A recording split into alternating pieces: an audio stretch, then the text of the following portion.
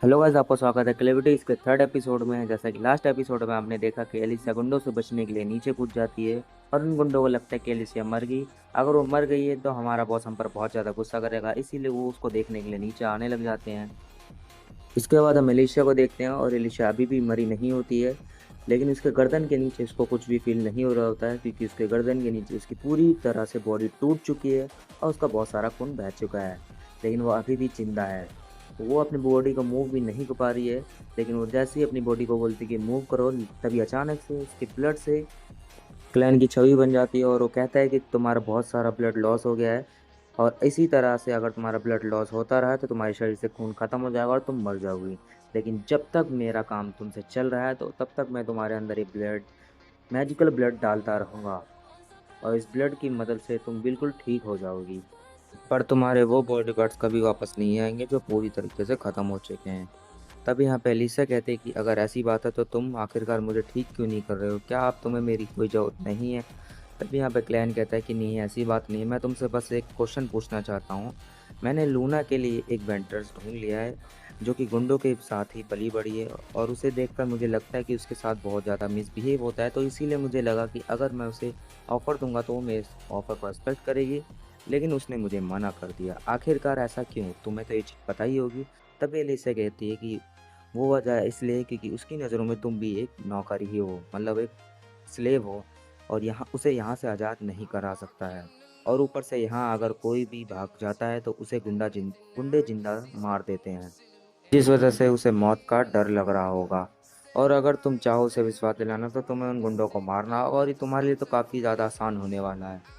तभी यहाँ पे क्लैन कहता है कि मैं ऐसा कुछ नहीं करूँगा, अगर किसी को भी पता चला कि लूना माउंटेन मैंने छोड़ दिया तो बहुत बड़ी मुसीबत हो सकती है और कुछ लोग इसका फ़ायदा उठा सकते हैं।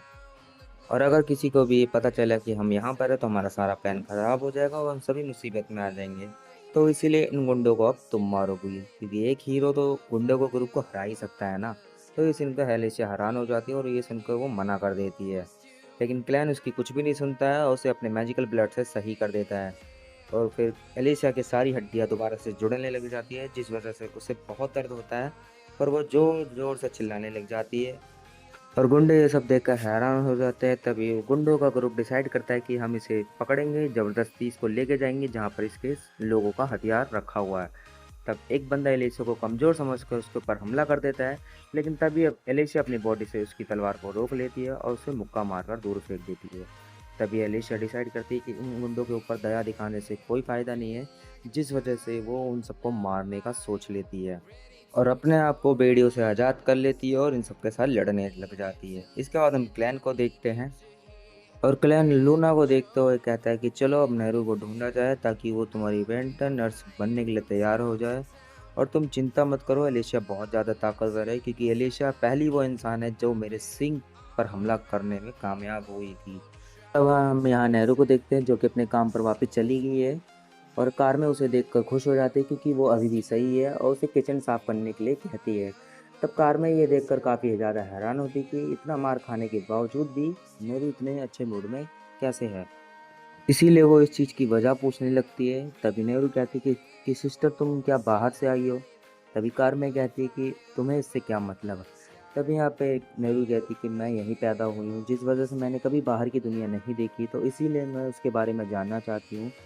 तभी कार में कहते हैं कि तुम्हें इन सब चीज़ों के बारे में नहीं जानना चाहिए, क्योंकि जो भी वुमन यहाँ पे आती है उनके लिए बाहर की दुनिया जैसी कोई जगह नहीं होती।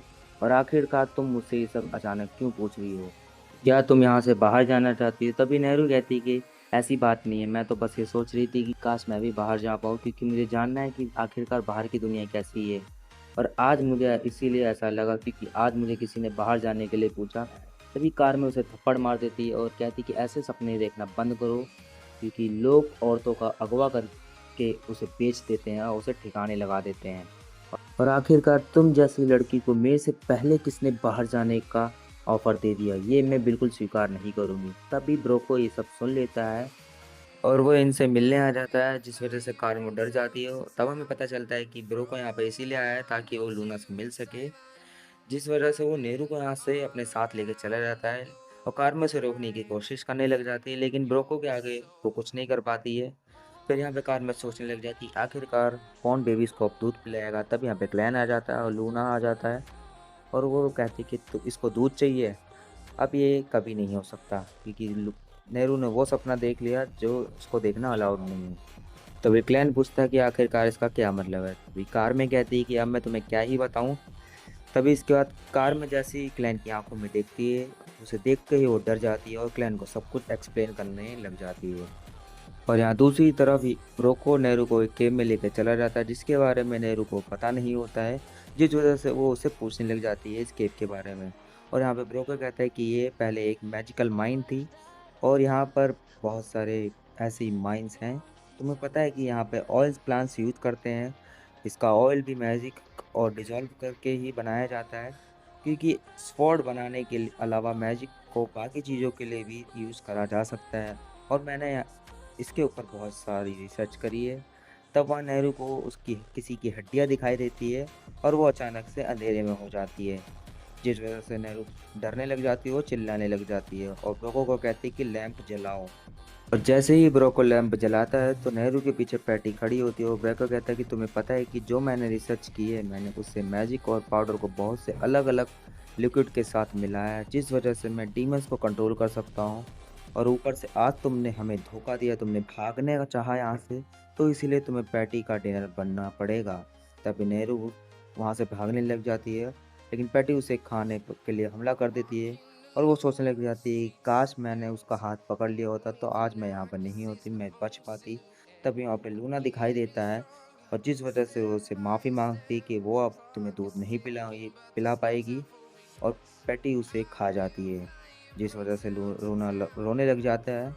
तब यहाँ पे क्लैन कहता है कि रोना रो मत, शिकार बनना और शिकार करना दोनों एनिमल्स और ह्यूमंस का नेचर है और हम डेमंस बिल्कुल ऐसे ही हैं और यही रूल है जिस वजह से हम नेहरू को मरना नहीं रोक पाए। पर मुझे ये नहीं समझ आ रहा है कि ये डीमन आखिरकार इस इंसान की बात क्यों मान रहा है, ये रूल के अगेंस्ट है। तभी ब्रोको पैटी को कहता है कि क्लैन को खा जाओ, लेकिन पैटी जैसे ही क्लैन को देखती है तो पैटी बहुत ज़्यादा डर जाती है जिस वजह से वो उल्टी कर देती है और नेहरू उसके मुंह से बाहर आ जाती है। और क्लैन लूना और नेहरू को दोनों को बाहर भेज देता है कि ताकि लूना नेहरू के साथ आखिरी समय में उसके साथ कुछ वक्त बिता सके और उसे अच्छा लगे। और यहाँ पे ब्रोको पैटी को शांत करने में लगा होता है और वो ध्यान देता है कि नेहरू और बच्चा दोनों गायब है, जिस वजह से लगता है कि क्लैन एक मैजिशियन है। लेकिन क्लैन को मैजिक के बारे में कुछ नहीं पता होता है क्योंकि गैस ये टर्म इस दुनिया के लिए अभी बहुत ज़्यादा नया है जिसके बारे में कुछ ही लोग जानते हैं। फिर यहाँ पे ब्रोको कहता है कि अगर तुम्हें मैजिक के बारे में जानना है तो चलो मैं तुम्हें मैजिक के बेसिक के बारे में बताता हूँ। तभी वो ब्रोको बताता है कि ये जो मेरे पास ये लिक्विड है इसके अंदर मैजिकर्स और कुछ जड़ी बूटियाँ और कुछ पैरासाइट फ्लाइट के बच्चे हैं जिस वजह से मैं किसी भी सोचने वाली एबिलिटीज़ को कम कर सकता हूँ और उन्हें कंट्रोल भी कर सकता हूँ। लेकिन फ़िलहाल अभी मैं सिर्फ फीमेल रोल को ही कंट्रोल कर पाता हूँ, पर एक दिन ऐसा होगा कि मैं डीमंस को भी कंट्रोल कर पाऊँगा और यही मेरा मैजिक है। तभी वो उस आग के अंदर उसे मिला देता है और कुछ चीज़ जिस वजह से वहाँ पे बहुत सारे धुएँ बनने लग जाते हैं लाल कलर के और जिस वजह से पैटी फिर से ब्रोको के कंट्रोल में आ जाती है और क्लैन के ऊपर हमला कर देती है। और यहाँ पे क्लैन सोचने लग जाता है कि आखिरकार एलिशिया ने मुझे इस मैजिक के बारे में क्यों नहीं बताया। और यहाँ पे फिर हम एलिशिया को देखते हैं जो कि लड़ रही होती है सबसे।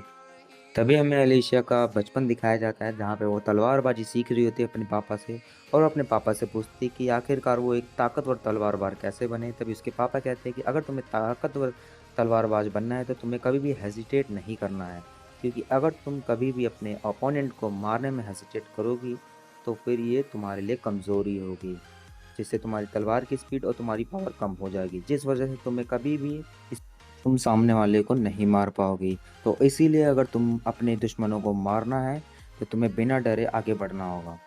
और तभी हम प्रेजेंट टाइम में वापस आते हैं। तब यहाँ गुंडों को एहसास हो जाता है कि एलिसिया कितनी ज़्यादा ताकतवर है।